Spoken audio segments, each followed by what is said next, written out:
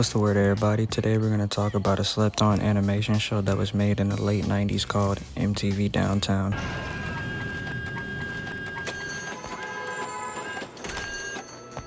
Alex, yo, man, you okay? Oh, what's up, Goat? I ain't gonna lie, I discovered the show a few months ago and all I gotta say is, MTV really fumbled a good-ass show. Now, MTV Downtown is an animated sitcom that aired August 3rd, 1999 and ended November 8th, 1999. Yeah, nice, Chaka, real nice. You want those crazy PETA people on my ass? The show takes place in New York City and basically gives you different perspectives of the everyday lives of a diverse friend group. On the map, look, the N is best, right here, bro.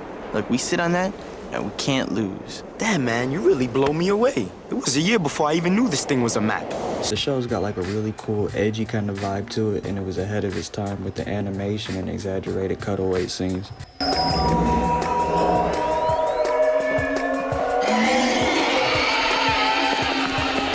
The creators of the show did a good job making sure each character was different, but also making them mesh well as a friend group. Mommy or something?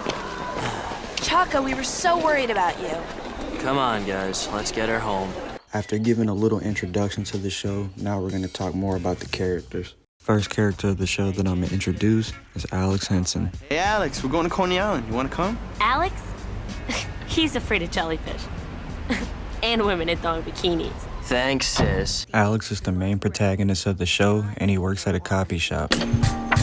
This is, really cool. I mean, are you involved with this? So how many copies do you want? He's the older brother of another character on the show named Chaka Henson, and stopped attending college because he didn't have a passion for engineering and looked at it as being dull. I mean, I don't really like engineering. It's kind of dull. To describe Alex a little more, he's a shy, nerdy kind of dude that really likes this girl named Serena in the show, who we'll talk about a little later. The next character we're going to introduce is Jen. Jen is Alex's best friend and works at a used clothing store called Lord of Ford. Jen has more of a sarcastic, witty kind of personality and demonstrates that a lot in the show. Excuse me? Ma'am, do you have any clothes that would fit me? You think you could squeeze yourself into this? I think she's one of the funniest characters on the show, and this is probably my favorite scene from her. Who's playing tricks on me? Oh, I always feel like somebody's watching me. Third character we're going to introduce is Goat. Goat is basically the drunk, freeloading friend of the group.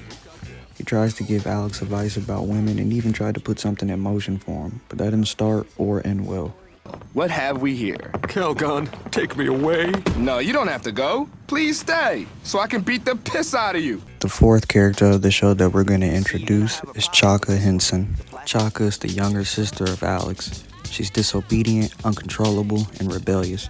She likes to party, go on wild adventures, and basically does whatever she wants. Chaka gets herself into a lot of problematic situations, but manages to always find a solution, even if it's not ideal. You're gonna butter my corn. We're gonna steam it up salty. Hold up, all right? Hold up. There's no way I'm gonna get beat up for you! Next, we got Fruity. Fruity is personally my favorite character on the show. He's extremely flirtatious and can be seen in multiple episodes trying to flirt with Chaka. Wouldn't you rather spend the night above ground and under me? Fruity is also a compulsive liar and always comes up with random ass stories. I was working up some fancy moves, and I guess it was my impressive skateboard technique that attracted the ladies. Impressive skateboard techniques. You got a warped memory, man. Even the stories that are real, he likes to add his own little twist for his own personal benefit. It's worse than the time he abandoned me on the side of the highway. We borrowed a friend's car to go to Philly this one weekend, and in the middle of nowhere on I-95, Matt pulls over. I gotta paint now. He just jumped out of the car and dashed for this wrecked up plane. Took the keys with him and all, just left me in a sea of cows. Man, I haven't felt so betrayed since the time you took the car and left me stranded on I-95. Settle down, man. Next, we're going to introduce the last male character of the show, and that's Matt. Matt is a cool, laid-back graffiti artist that works at the comic shop. You guys hear about that Malaysian place that just opened up on First? I hear they serve fried slugs. Unlike his best friend Fruity, Matt doesn't try to be overly flirtatious and he's very composed. He also tells Fruity in episode 8 that women gravitate to him more because he doesn't try to get with them. I don't get you. I've seen so many fine foxes give you the vibe at my expense, and you just sit there while I do all the work. It's like you don't care whether you get with them or not. That's the secret, B. What's the secret? You gotta be able to do without. You know what I'm saying? See how it worked with Patty? They come running when you act like you don't want them. Next up, we got Mecca. Mecca is Chaka's best friend and searches for true love. She can be naive at times, but she thinks more clearly and is more compassionate than Chaka. He'll be tall, but not too tall. He'll be just the right height to kiss and to dance with and to hug.